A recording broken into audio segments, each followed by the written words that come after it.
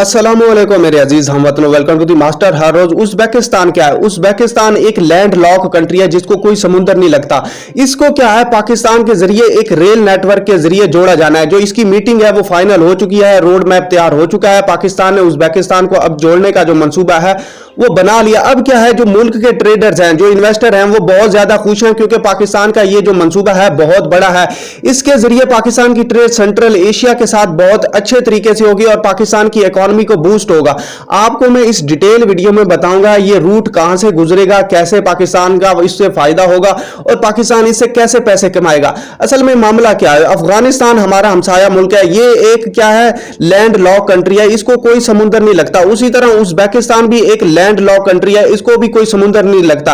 लेकिन पाकिस्तान ने सोचा है इन तीनों कंट्रीज को आपस में क्या है, एक रेलवे नेटवर्क के जरिए जोड़ा जाए। अब आपको बता दूं रेलवे नेटवर्क का फायदा क्या है। Railway network cheapest source of transportation है। मतलब क्या, एक तो ये चीजें ज्यादा लेके आता है और टाइम बहुत कम लगता है, थोड़े टाइम में चीजें ज्यादा और तेज तरीन जाता है एज कंपेयर टू ट्रक। देखा जाए एक तो वो बहुत ज्यादा महंगा हो जाता है, महंगा होने के साथ साथ कोई नुकसान होता है, कोई और मामला आ जाता है। लेकिन जो ट्रेन है ये चीपेस्ट सोर्स ऑफ ट्रांसपोर्टेशन है, कोई मामला नहीं होगा, कोई जो मतलब ट्रेन का एक्सीडेंट नहीं होने का खतरा। इसी वजह से पाकिस्तान ने सोचा है इसको क्या है, रेल नेटवर्क के जरिए जोड़ा जाए। अब फायदा क्या है, ये 760 किलोमीटर के जो रेल नेटवर्क है वो जोड़ा जाएगा। मैं आपको मैप में भी दिखाता हूं ये कहां से कहां तक जोड़ा जाएगा।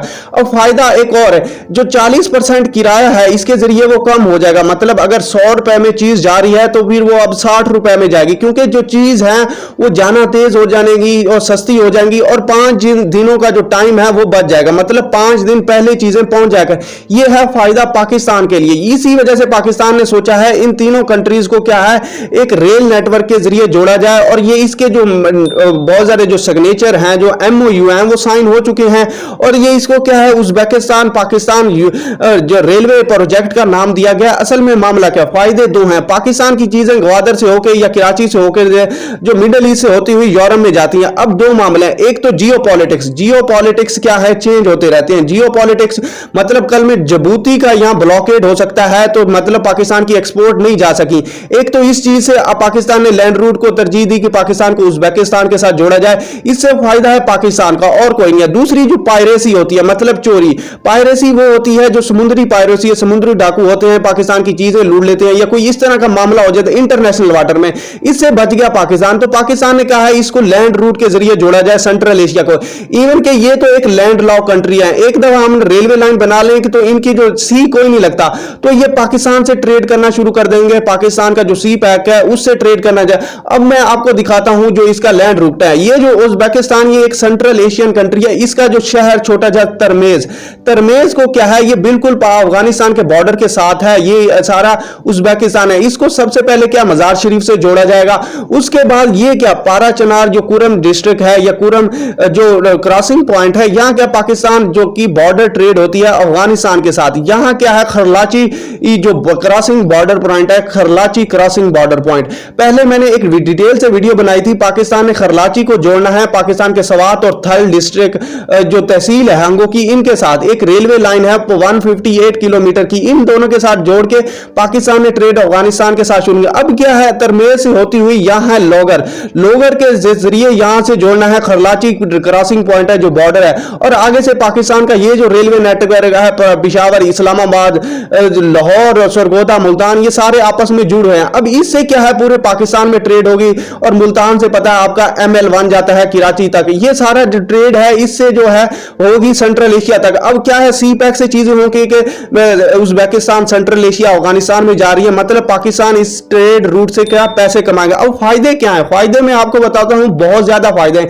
इस जो क्रॉसिंग पॉइंट से पाकिस्तान तो एक जियोपॉलिटिक्स की जो जंग है उससे बच गया। कोई अगर मतलब मामला खराब होता है जियोपॉलिटिक्स के हवाले से, पाकिस्तान की उससे जान छूट गई। इससे क्या है, पाकिस्तान की चीजें बहुत ज्यादा आसानी वक्त में ना हर जगह पर पहुंच जाएंगी और पाकिस्तान को कोई परेशानी नहीं होगी। उज़्बेकिस्तान पाक अफगान का जो रेल लिंक है ये फाइनलाइज हो चुका है।